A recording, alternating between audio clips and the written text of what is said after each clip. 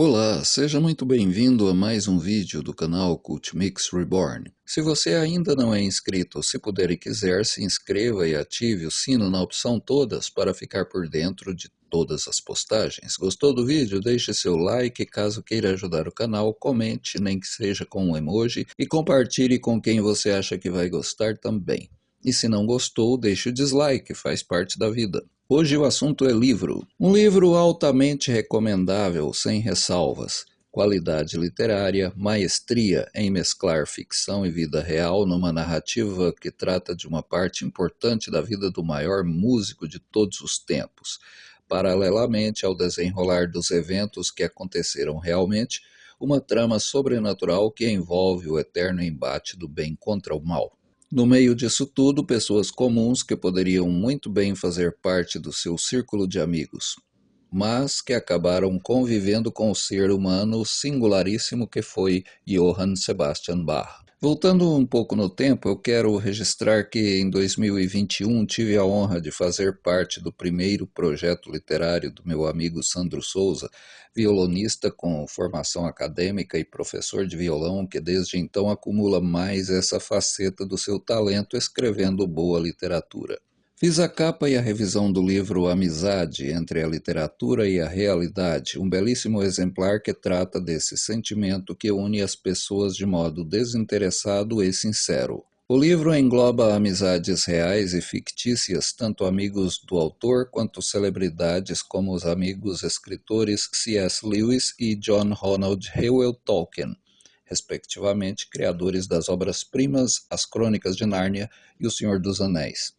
Passa pela Bíblia, com a amizade entre Jonatas e Davi, e segue por personagens fictícios como Dom Quixote e Sancho Panza, um livro leve, muito bem escrito e bom de ler, principalmente nestes tempos tensos em que vivemos. Recomendo demais também. Mas hoje a recomendação é para o mais novo lançamento do Sandro Souza, grande conhecedor da teoria e da prática dessa arte sublime que é a música e admirador das histórias criadas pela imaginação de escritores diferenciados.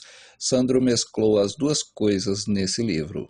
A música é frequentemente considerada uma das artes mais elevadas, segundo filósofos como Arthur Schopenhauer, que acreditava que ela representa a verdade superior que governa o mundo. O filósofo argumentava que a música é a mais nobre e significativa de todas as formas de arte, superando a pintura e a escultura. Além disso, a música é uma forma de expressão universal que transcende barreiras culturais e emocionalmente conecta as pessoas. No livro de Sandro, a música, que de tão magnífica só pode ser divina, é ela mesma uma personagem e indica um norte para os corações desolados. E que melhor personagem histórico para fazer alusão a essa arte tão sublime do que o maior músico de todos os tempos?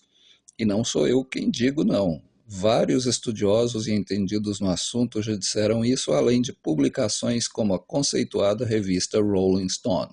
Os cenários vão desde os mais prosaicos, lares de gente boa e de gente ruim, a ambientes de puro esplendor, como o principal templo religioso de Lübeck, a Igreja de Santa Maria, Marienkirche. Essa basílica gótica de tijolos é um símbolo do poder e da prosperidade da cidade hanseática. Construída entre 1250 e 1350, é a terceira maior igreja da Alemanha e possui a abóbada de tijolos mais alta do mundo, medindo 38,5 metros. Exemplo perfeito do estilo gótico de tijolos, serviu de modelo para cerca de 70 igrejas na região do Báltico. O ato final da trama transcorre numa região de mata, com cada recôndito da natureza servindo de moldura para cenas tensas de perseguição que enchem o leitor de uma tensão genuína pela antecipação do que pode acontecer. Isso só é possível quando autores, sejam de obras teatrais, literárias ou cinematográficas, conseguem fazer a gente se importar com os personagens, e é aí que Sandro mostra o quanto domina a arte narrativa. Os personagens têm profundidade psicológica bastante para conhecermos suas motivações, medos e anseios. Há uma identificação com os ideais e com o pensamento deles e principalmente com suas dores. Existem dois tipos de pessoa nessa trama. Aqueles com quem nos identificamos e por quem torcemos, às vezes nos compadecendo com seu sofrimento, ou aqueles que passamos a desprezar com genuíno nojo e para quem desejamos o merecido castigo. Generoso, Sandro nos oferece cenas que nos fazem sentir alívio e contentamento com a vingança promovida pelo protagonista contra pessoas feitas de pura maldade. Carismático e misterioso, tão misterioso que durante boa parte da obra seu nome não é revelado nem aos que com ele convivem, o personagem principal tem todos os contrastes que compõem seres humanos, mesmo que sejam seres dotados de habilidades definidas pelo termo sobrenatural. Numa sociedade de opressão contra os menos favorecidos, eis que surge um anjo vingador, sombrio e determinado, que castiga aqueles que se achavam acima de tudo e de todos. São cenas de pura catarse. É muito fácil se colocar no lugar do imponente Velkan quando ele faz o que muitos de nós gostaríamos, depois de conhecer o fosso fétido que é a alma de certos personagens do livro. Mesmo dotado de poderes fantásticos, Velkan é um homem sensível, apaixonado por música e ele mesmo um instrumentista diletante. Moldado por traumas terríveis por grande parte de sua vida, busca redenção para coisas que fez e preferia não ter feito. É um misto fascinante de amor, dor, culpa e abnegação.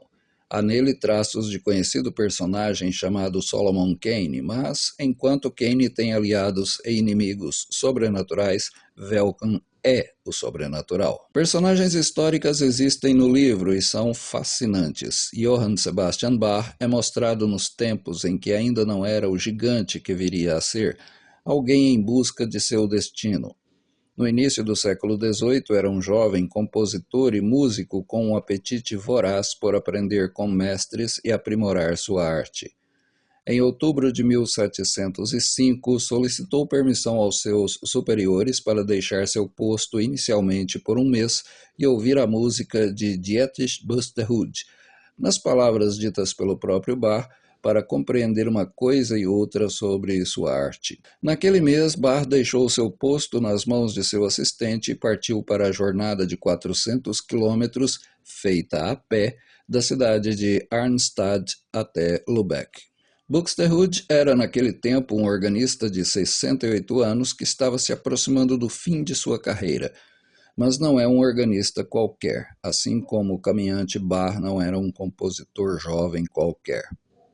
Pode não ser o nome mais famoso da música barroca em nossa época, mas durante o final do século XVII e início do século XVIII, ele era renomado em toda a Alemanha.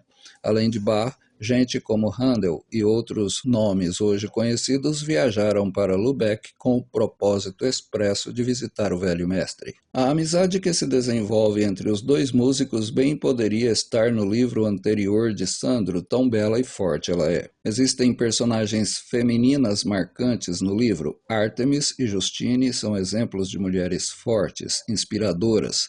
Ana, filha de Buxtehude, nos enche de simpatia por sua doçura e de piedade por seus padecimentos.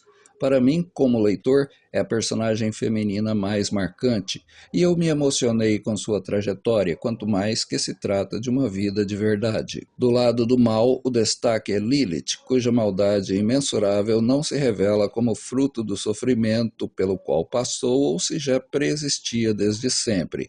A forma como ela deixa a trama na sua parte final abre um gancho para um novo volume, contando sua origem e o que aconteceu com ela depois do fim da narrativa de A Música e o Vampiro. São vários temas abordados com destreza e estilo: luto, queda e redenção, queda sem redenção, maldade pura, bondade persistente, superação, justiça.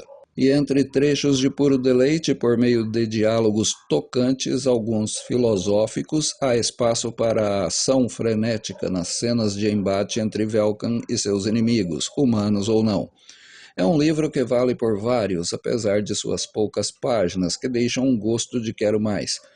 Vou aporrinhar o Sandro até ele nos contar a história de Lilith e talvez a de Velkan, ambas depois dos acontecimentos narrados na obra de 2026. Assim e bem mais do que isso, A Música e o Vampiro, segundo livro de Sandro Souza.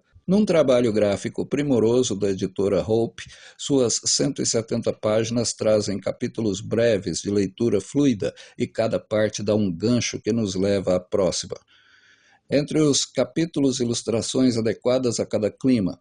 Em meio ao texto, outros desenhos que dão o suporte visual necessário para o leitor contextualizar a história. Quem tiver interesse em adquirir esta obra e o livro anterior do Sandro também, pode entrar em contato com o autor. Os links estão no primeiro comentário fixado. Obrigado por ter assistido até aqui. A gente se vê num próximo vídeo do canal Cult Mix Reborn.